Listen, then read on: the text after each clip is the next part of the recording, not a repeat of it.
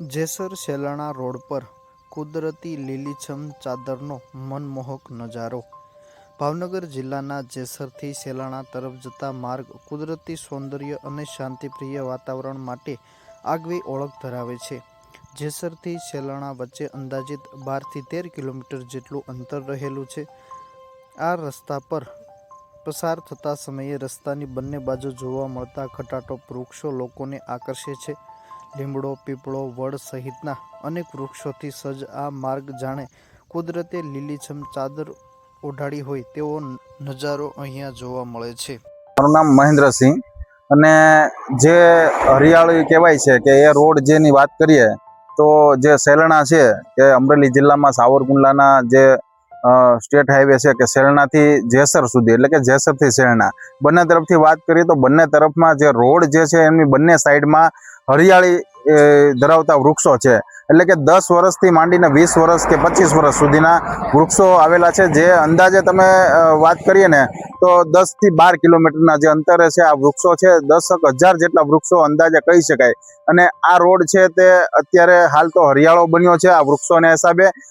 વાહન ચાલકોને પણ એક જ્યારે ડ્રાઇવિંગ કરતા હોય ત્યારે આ રોડમાં કંઈક નવી રોનક એટલે કે આમ મનને શાંતિ થાય અને ગ્રીન હરિયાળું એટલે કે ગ્રીન વાતાવરણ જેવો આ રોડ છે તે અત્યારે આ જોવા મળ્યો છે।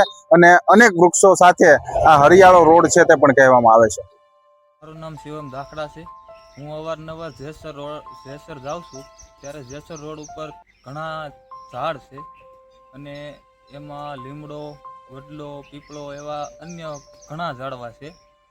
અત્યારે ચોમાસામાં એ રોડ ઉપર જવું બહુ ખૂબ આનંદદાયી લાગે છે અને ત્યાં ઘણા એવા ઝાડવા છે જ્યાં ઉનાળામાં બહુ મસ્ત છાંયો હોય છે એનો અને રોડ બહુ મસ્ત છે। અત્યારે કુદરતી વાતાવરણ બહુ જોવાલાયક હોય છે અહીંયા એ રોડનું।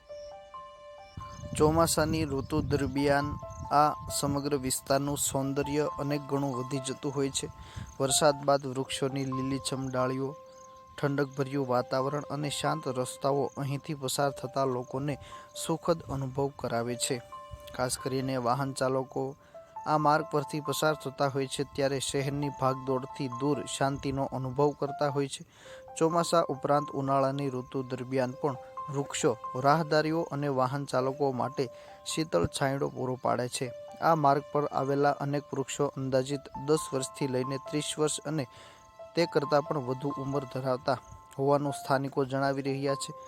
વૃક્ષો આજે વિશાળ બનીને સમગ્ર માર્ગને કુદરતી હરિયાળીથી ઢાંકી રહ્યા છે। અનેક લોકો આ માર્ગ પર સવાર સાંજ વોકિંગ અને રનિંગ કરવા માટે પણ આવતા નજરે પડતા હોય છે।